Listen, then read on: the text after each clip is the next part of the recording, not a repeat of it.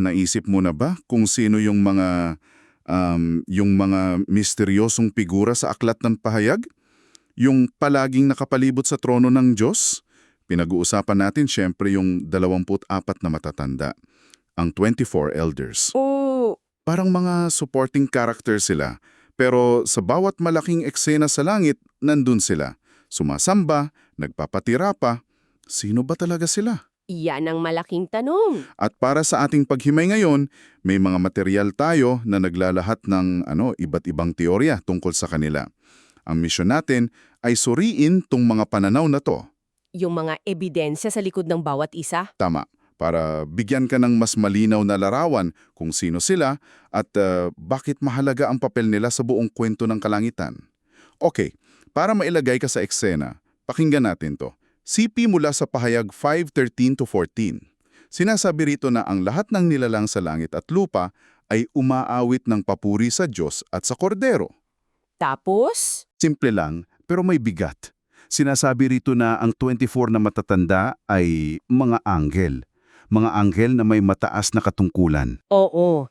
At ang pinakaunang argumento para dyan ay nakasentro sa tiempo o yung timing ng mga pangyayari sa aklat. Timing. Kasi ayon sa pagkakasunod-sunod, yung mga pangitain ni Juan sa kabanatang 4 at 5, nangyari yun bago pa man tumunog ang ikapitong trompeta. Na siyang hudyat, diba? Para sa unang pagkabuhay na muli. Eksakto. Yun yung first resurrection. Yung panahon na yung mga banal na namatay, bubuhayin muli, babaguhin ng katawan. Okay, so heto yung lohika. Kung hindi pa nangyayari yung first resurrection, Ang tanong ngayon, kung hindi sila tao dahil sa timing, sino sila? oo nga. Sa Biblia, yung mga nilalang na may malayang kalooban, bale dalawa lang yan, tao o anghel. Kung alisin natin ang tao sa pagpipilian dahil sa timing, Ang galang natitira. ang natitirang lohikal na konklusyon ay mga anghel sila. Teka, yan ang medyo nakakalito para sa akin.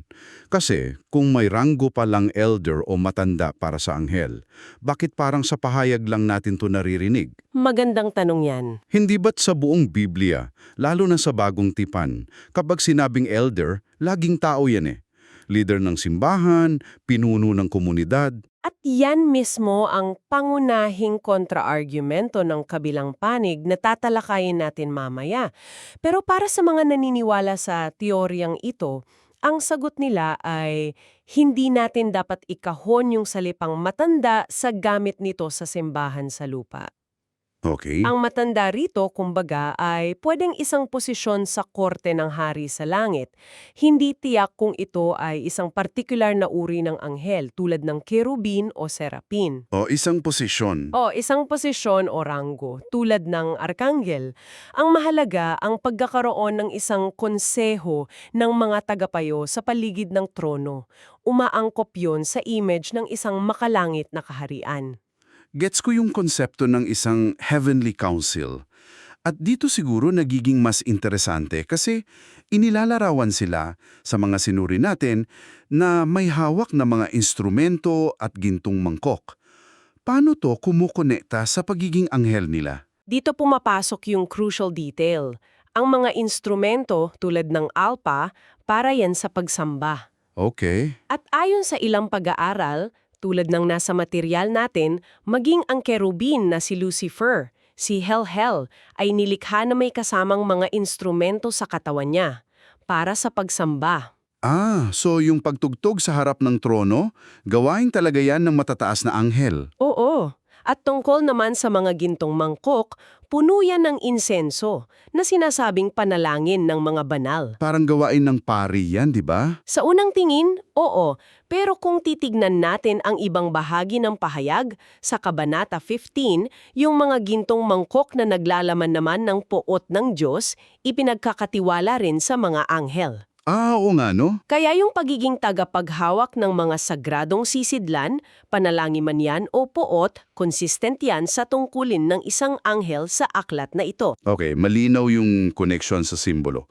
Pero may isa pa silang ginawa, di ba? May eksena kung saan isa sa mga matanda ang lumapit kay Juan para magpaliwanag. Oo, at ito yung huling haligi ng argumento nila.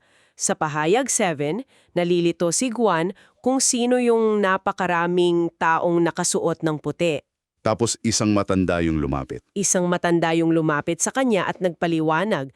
Sila raw yung mga nagmula sa malaking kapigahatin. Itong pagpapaliwanag ng mga banal na hiwaga, ito ay isang klasikong gawain ng anghel. Tulad ni Gabriel kay Daniel. Isipin mo na lang si Anghel Gabriel na nagpapaliwanag ng mga pangitain kay Propeta Daniel. Halos pareho ang papel nila bilang mga divine interpreter. I see the point. Pero hindi ba trabaho rin ng mga propeta at apostol, mga tao, na ipaliwanag ang salita ng Diyos? So parang hindi yan exclusive sa mga anghel, di ba? At dyan ka na mismo papasok. Pwede pa ring pagdebatehan yan. Sa sentro ng ikalawang pananaw. Ang puntong yan mismo ang nagsisilbing tulay para sa teorya na ang 24 na matatanda ay hindi mga anghel, kundi mga tao. So, dito na pumapasok yung kabilang panig ng debate. Ang ikalawang teorya, sila ay mga tao. At hindi lang basta tao, mga naging martir na nabuhay muli at magiging mga saserdote. Oo, sa 1,000 taong paghahari. Okay, anong pinakamalakas na argumento nila?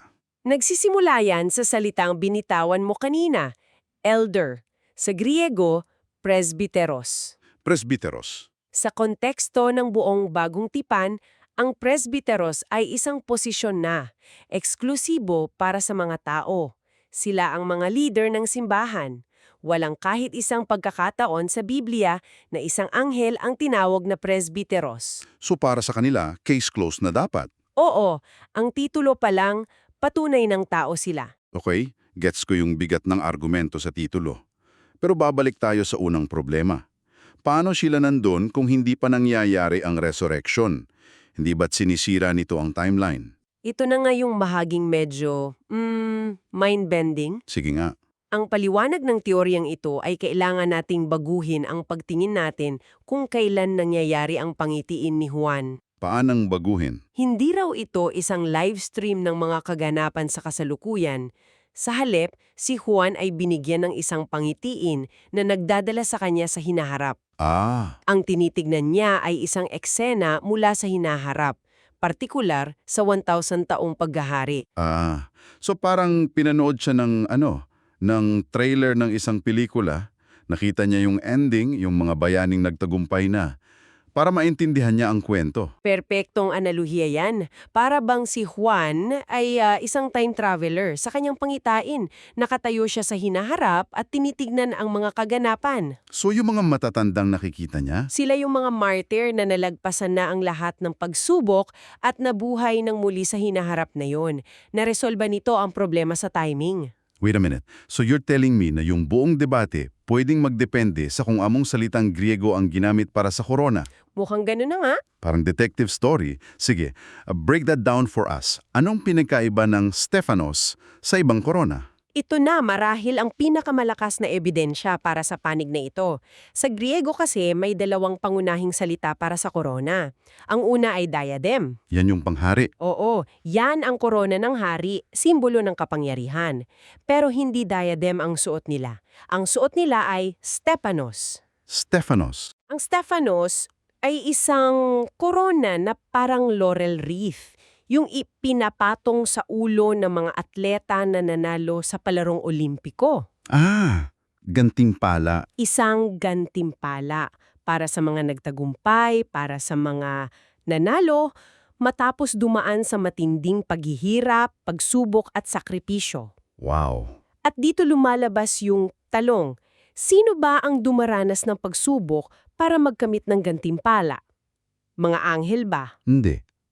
Mga tao. Mga tao, ang mga mananampalataya ang tinatawag sa Biblia na magpakatatag hanggang wakas para matanggap ang korona ng buhay, ang Stephanos ng buhay. So, hindi lang pala korona yung usapan dito. Ang mismong uri ng korona, isang gantimpala, hindi isang korona ng paghahari, ang nagiging pinakamatibay na ebidensya. That's a game-changing detail. Malaki, napakalaki. At kung babalikan natin yung usapin sa pagiging tagapapaliwanag, mas lalo itong umaangkop sa ideya na tao sila. Tama. Kasi kung iisipin, ang buong bagong tipan ay puno ng mga tao, apostol, propeta, mga elder, na ang pangunahing tungkulin ay magturo at magpaliwanag. Oo nga naman. Kaya ang makita ang isang matanda na nagpapaliwanag kay Juan ay perpektong umaangkop din sa ideya na siya ay isang niluwalhating tao. Ang buong larawan, ang titulo, ang gantimpala at ang gawain bumubuo ng isang napakatibay na kaso na sila ay mga tao. Okay, dalawang matibay na panig. Sa isang banda, may logic sa timing ng mga anghel. Sa kabilang banda, napakalakas ng ebidensya para sa mga tao. Pero bago tayo mag-synthesize, may isa pang teorya na binanggit dito. At, well, yung reaksyon ng may akda ay medyo prangka.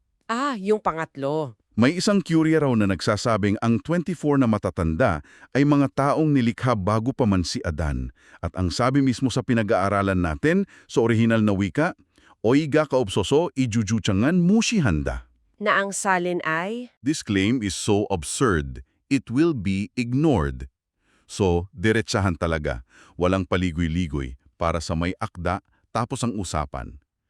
Bakit kaya ganito katindi ang pagtanggi gito?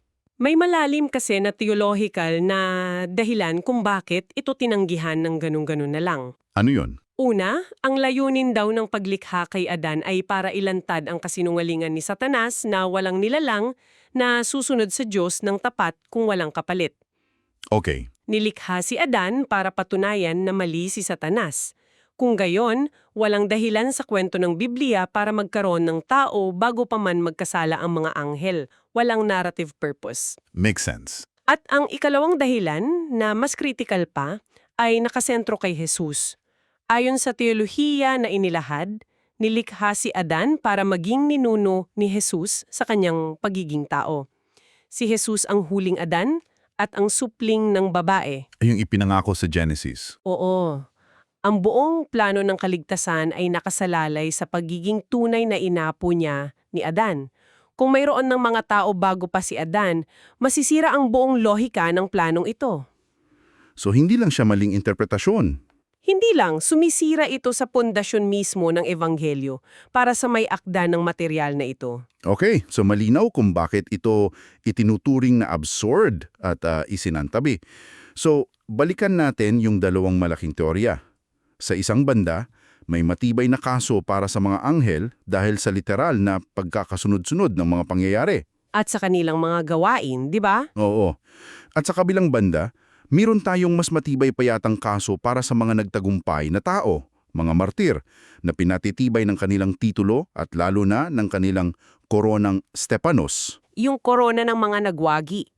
Parehong may matibay na batayan, pero parang magkaibang paraan sila ng pagtingin sa aklat. At this connects to a larger theme. Ang dalawang interpretasyong ito, hindi lang talaga tutungkol sa kung sino ang 24 na matatanda. Ipinapakita rin ito ang dalawang magkaibang paraan ng pagbasa sa aklat ng pahayag.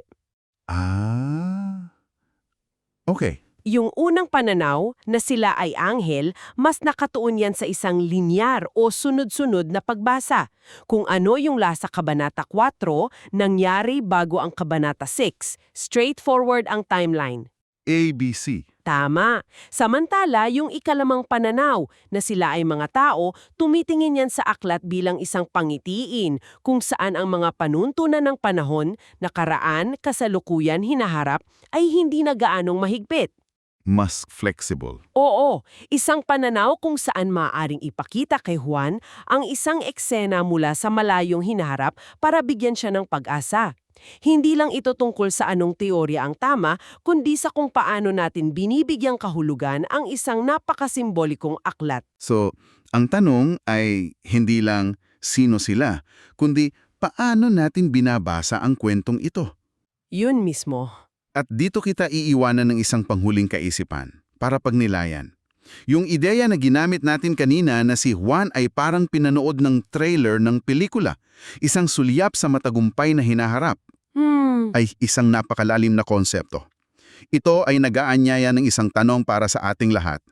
Kung ang mga simbolo at pangitin ay maaaring maging mga bintana, hindi lang sa mga aral kundi sa mismang hinarap, paano natin dapat tingnan ang mga simbolo at mga kaganapan sa ating sariling buhay ngayon? Ano nga kaya ang mga ipinahihiwatig ng mga ito tungkol sa kung ano ang darating?